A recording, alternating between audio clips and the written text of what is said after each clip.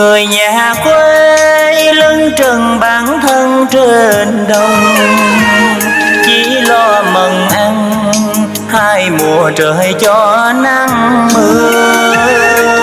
Đợi chờ em mong trầu cao mãi mối sẽ qua, tia má ưng lòng anh về nhớ mà cùng em.